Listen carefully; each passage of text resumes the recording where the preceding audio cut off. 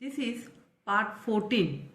Today we are going to learn section 4 in this 4.1 History of Novel. The name of the chapter is History of Novel. What is the meaning of History of Novel? या प्रकरणामध्ये आपण काय पाहणार आहात की novel त्याचा इतिहास कशा प्रकारे त्याचा उगम झाला, नॉवेल हा प्रकार कसा रायटिंग लिटरेचरचा प्रकार आहे हा कशा प्रकारे डेव्हलप झाला, त्याचं ओरिजिन काय आहे वगैरे हे जे काय नॉवेल संदर्भात आहे त्या सगळ्या गोष्टी आपण काय करणार आहोत पाहणार आहोत. The 18th century, page number 73. Now we are going to learn in our textbook, page number 173, first paragraph. The 18th century has gifted English literature to entirely new forms which are without any traces in the ancient classical heritage. मग ह्याचा आता पहिल्या दोन वाक्यामध्येच आपल्याला काय कळलेलं आहे की बाबा नॉवेलचा उगम कधी झालेला आहे, 18व्या शतकामध्ये झालेला आहे. मग 18व्या शतकामध्ये दोन फॉर्म लिटरेचरचे, इंग्लिश लिटरेचर हा कशातला आहे ओरिजिन, याचं इंग्लिश लिटरेचर मधलं आहे. दोन फॉर्म नव्याने उगम पावलेले आहेत ज्यांना क्लासिकल हेरिटेज म्हणजे त्याची परंपरा, हेरिटेज म्हणजे काय परंपरा, कोणतीही परंपरा नाही किंवा काही गोष्टी डेव्हलप होत हळूहळू हा प्रकार लिटरेचरचा प्रकार उगमाला आला नाही अचानक, म्हणजे पूर्णपणे नवा असा हा दोन लिटरेचरचे फॉर्म तयार झाले. मग कुठला, one of those was the periodical essay and the other was novel. मग पहिला काय झाला, दोन लिटरेचर फॉर्म तयार झाले 18व्या शतकामध्ये, द पिरियॉडिकल एसे एक आणि दुसरा कुठला नॉवेल एक. Both of these forms, especially novel, caught the spirit of 18th century at the age of intellectual. मग हे बोथ फॉर्म तयार झाले, दोन नवीन फॉर्म तयार झाले, पण नॉवेलनं काय केलं, जास्त इन्स्पायरेशन दिलं किंवा जास्त एक त्याची जास्त मोठ्या प्रमाणात ते प्रभावी ठरलं, कारण की ते इंटेलेक्च्युअल म्हणजे विद्वत्तेचं निशाण आहे अशा प्रकारे ते वाटत होतं, म्हणजे होतं. त्यामुळे काय झालं, नॉवेल जास्त काय झालं प्रगतीपथावर आलं. Sentimental and realistic plain and try to instruct the readers which would help them to more purposeful and विट्रस लाईफ. म्हणजे हे कशाचं, रिअलिस्टिकचं, भावनाशील, भावनाप्रधान पण होतं, रिअलिस्टिक होतं, कोणत्याही काल्पनिकतेला खूप महत्त्व न दिलेलं असं पहिल्यांदा काय होतं, लिटरेचर नवीन जन्माला आलेलं होतं. आणि त्या नॉवेलला खूप प्रगती मिळाली किंवा वाचकांकडून फार मोठा प्रतिसाद मिळाला आणि त्याची वाढ झपाट्याने झाली. Since the time of its origin, novel has been gaining popularity and growing gradually.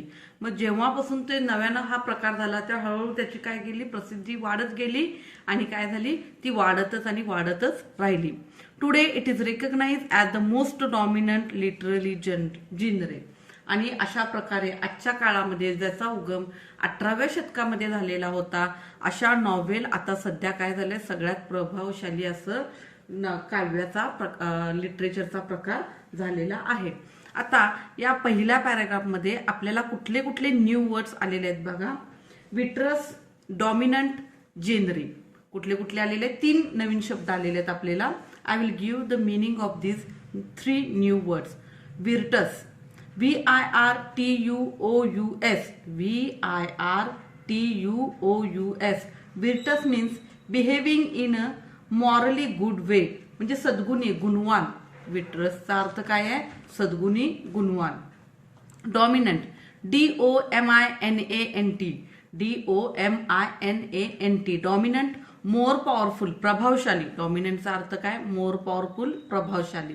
तिसरा जिनरे, GENRE, जिनरी, साहित्य, a particular type of literature, म्हणजे साहित्याचा प्रकार. अशा प्रकारे पहिल्या पॅराग्राफमध्ये आपल्याला 3 नवीन शब्द आलेले आहेत. त्या नवीन शब्दांचा आपण अर्थ जाणून घेतलेला आहे. आणि पहिला पॅराग्राफ विस्तृतपणाने मी आता तुम्हाला इथे सांगत आहे. काय आहे बघा, 18व्या शतकाने इंग्रजी वाङ्मयाला 2 पूर्णपणे नव्या प्रकारांची देणगी दिली. जे 2 प्रकार प्राचीन शास्त्रीय वारशामध्ये आढळत नाहीत, म्हणजे त्याला कुठलाही वारसा नाही आहे, नव्याने ते उगम पावलेले आहेत. त्यापैकी द पिरियॉडिकल एसे अँड दुसरा नॉवेल हे दोन्ही प्रकार पण विशेषतः कादंबरीमध्ये 18व्या शतकातील प्रतिबिंब आढळते. जसे age of intellectual, age of sentimental व एज ऑफ रिअलिस्टिक यांनी वाचकांचे जीवन अधिक अर्थपूर्ण सत्वशील होण्यासाठी आपल्या लेखनातून मार्गदर्शन केले. अगदी कादंबरी या लेखन प्रकाराच्या प्रारंभीपासूनच त्याला प्रसिद्धी मिळत आलेली आहे आणि ती प्रसिद्धी हळूहळू वाढतच आहे. सध्या कादंबरी हा लेखन प्रकार अत्यंत प्रभावी वाङ्मयाचा अंग म्हणून ओळखला जातो. अशा प्रकारे we have completed here the first paragraph. Now I am going to teach you second paragraph. A novel is a relatively long narrative fiction which describes intimate human experiences normally in a prose form. आता नॉवेलचा उगम कशा प्रकारे 18व्या शतकात झाला आणि त्याची कशी प्रगती होत गेली हे आपल्याला कळलं. आता नॉवेल म्हणजे काय बाबा, हे नॉवेल हा प्रकार इंग्लिश लिटरेचर मधला आहे हे आपल्याला पहिल्या पॅराग्राफ मधून कळलं. आता नॉवेल म्हणजे काय हे आता आपण इथे शिकत आहोत. A novel is a relatively long narrative fiction. मग तो काय आहे की लॉंग नरेटिव्ह फिक्शन आहे, म्हणजे मोठ्या प्रमाणात सांगितलेलं नरेशन करणं म्हणजे दुसऱ्यांना कथा वगैरे सांगणं, अशा प्रकारे काय केलेला आहे हा प्रकार आहे. Which describe intimate human experiences normally in a prose form. म्हणजे गद्य म्हणजे लेखन प्रकारातला, पद्य म्हणजे कविता, गद्य म्हणजे धडा. मग धड्यासारख्या लेखन प्रकारातला, गद्य प्रकारातला हा फॉर्म आहे, प्रकार आहे. The present English word novel is derive from Italian novella meaning new. मग नॉवेल ह्या शब्दच कशापासून तयार झालेला आहे? इटालियन शब्द आहे नॉवेला. नॉवेला म्हणजे काय? न्यू. म्हणजे मूळचा नॉवेला इटालियन शब्दापासून नॉवेल हा शब्द तयार झालेला आहे. आणि नॉव्हेलाचा अर्थ काय आहे? न्यू, नवीन असा आहे. A novel narrates a story embellishing it with more details of time, place, nature, people and their minds, their gestures and activities. मग या नॉवेल या प्रकारामध्ये जास्तीत जास्त काय दाखवलेलं आहे की बाबा तिकडचं काळ, वेळ, तिथलं परिस्थिती, लोकांची मनं, भावना वगैरे, आणि गेस्चर्स म्हणजे काय? हावभाव, एक्सप्रेशन. म्हणजे जास्तीत जास्त रिअलिस्टिक बॅकग्राऊंडवर पुन्हा मनुष्याच्या भाव भावना यांना जास्त प्रभावशालीपणे मांडलेला आहे हा प्रकार म्हणजे काय? Novel. It creates the picture of the society of that time. Novel makes life easier to understand than in drama and poetry. मग नॉवेल हा ज्यावेळेस लिटरेचरचा प्रकार नव्यानं उगम पावला तो का जास्त लोकप्रिय झाला? कारण की ड्रामा आणि पोएट्री काळाला पण थोडीफार विद्वत्ता लागू शकते किंवा काही काही अवघड शब्द असतात, लेखकाच्या भावना गुंतागुंतीच्या असू शकतात. ड्रामामध्ये पण काय असतात की शब्द जरी ते असले तर त्याच्या पाठीमागच्या भावना ह्या वेगवेगळ्या असू शकतात किंवा त्या गुंतागुंतीच्या भावना असू शकतात. शब्द पण अवघड वापरले जाऊ शकतात. पण याच्यापेक्षा सोपा प्रकार काय झाला? नॉवेल झाला. तो जो रिअलिस्टिक बॅकग्राऊंडवर चाललेला होता, सिंपल होता, लोकांच्या भावभावना दाखवणं, जी काय समाजाची परिस्थिती आहे ती स्पष्ट योग्य त्या शब्दांमध्ये मांडणं. त्यामुळं हा फॉर्म काय केला? जास्तीत जास्त लोकप्रिय होत गेला. कारण का तो एक तर समजायला खूप सोपा होता, त्यानंतर काय होता? हृदयस्पर्शी होता. ड्रामा आणि पोएट्रीपेक्षा पण तो काय होता? जास्त प्रमाणात हृदयस्पर्शी होता. इन मॉडर्न इरा म्हणजे काय? Time period. Novel has adopted literally prose. मग नॉवेल इरामध्ये काय झालं की बाबा लिटरलीला अडॉप्टेड म्हणजे बाबा हा साहित्यामध्ये जास्तीत जास्त वृद्धिंगत होत गेला आणि त्याचा हा एक लेखनाचा प्रकार ठरत गेला आणि तो हा लेखनाचा साहित्याचा घटक म्हणून नावारूपाला आला. मग या पॅराग्राफमध्ये आपल्याला नवीन वर्ड्स कुठले कुठले आलेले आहेत? Fiction, intimate, derived, embellishing, gestures, अशा प्रकारे हे नवीन शब्द आलेले आहेत. I will give the meaning of this words. Fiction, FICTION. Fiction means stories which describe event.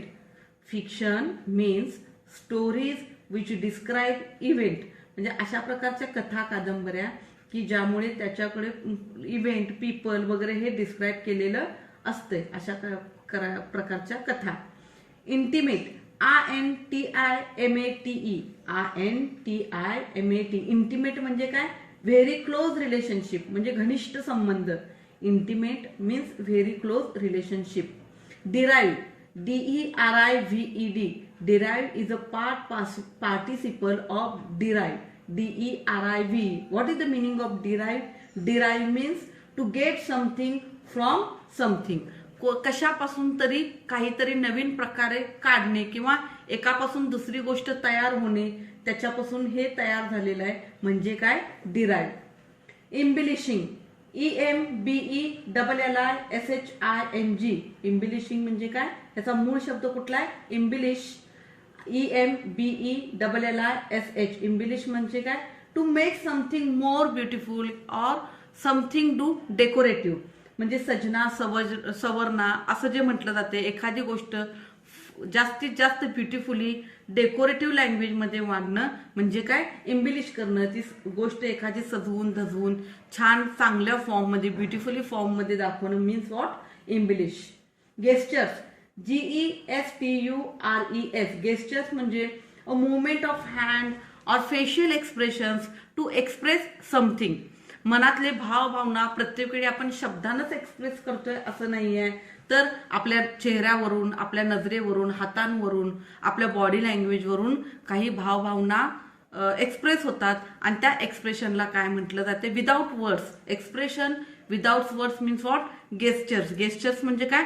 हावभाव. म्हणजे मानवी जीवनातील हावभाव, त्यांच्या चेहऱ्या, मनातले भाव जेव्हा चेहऱ्यावर येतात आणि ते हाताद्वारे, डोळ्याद्वारे, चेहऱ्याद्वारे, आपल्या स्माईलनं पण आपले हावभाव क्रिएट होतात. की बाबा आपण स्मित हास्य केलं तर याचा अर्थ काय? हां ठीक आहे, ठीक आहे, हॅप्पी, समाधानी आहे.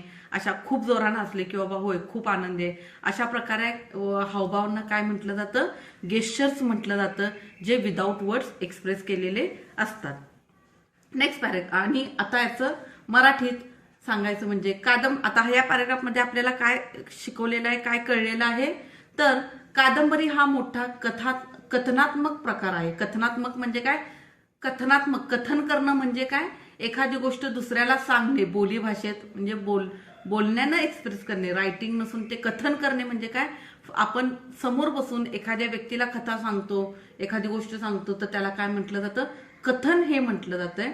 कादंबरी हा मोठा कथनात्मक प्रकार आहे, जो मानवी जीवनाशी निगडीत असणाऱ्या प्रसंगाचे वर्णन गद्य रूपात करतो. सध्याचा कादंबरी हा शब्द नॉवेला या इटालियन शब्दापासून तयार झालेला आहे. आता नॉवेला मराठीत काय म्हणतात? तर कादंबरी म्हणतात. कादंबरी हा शब्द कसा? इटालियन नॉवेला या शब्दापासून तयार झालेला. नॉवेला मीन्स नवीन. कादंबरीमध्ये वेळ, स्थान, स्वरूप, लोक आणि त्यांची मने, त्यांचे हावभाव व कार्यप्रक्रिया याशी निगडीत कथानक सुशोभित केलेले असते. ते कथानक त्या त्या काळाशी संबंधित समाजाचे वर्णन करते. काव्य आणि नाट्य वाङ्मय प्रकारापेक्षा कादंबरीमधून जीवन समजणे सोपे असते. सध्याच्या आधुनिक युगात कादंबरी हा प्रकार साहित्यिक गद्य प्रकार म्हणून स्वीकारला आहे. कादंबरी एक वाङ्मयीन प्रकार म्हणून त्याला 200 वर्षांचा इतिहास आहे. आता 18व्या शतकात निर्माण झाल्यामुळे जवळजवळ ह्या लेखनाला किंवा कादंबरीला 200 वर्ष तरी झालेली आहेत. कादंबरी या वाङ्मयीन प्रकाराचे सुरुवातीचे स्वरूप म्हणजे कथासंग्रह. सुरुवातीचं स्वरूप कसं होतं? कथांमध्ये होतं. त्या काल्पनिक व आनंददायक कथा 2ऱ्या ते 6व्या शतकामध्ये ग्रीक रोमान्सेस म्हणून ओळखला गेलेला प्रकार सर्वात प्रारंभीचा होता. म्हणजे याचा प्रकार ग्रीक रोमान्सेस म्हणून केलेला होता. तो काय होता?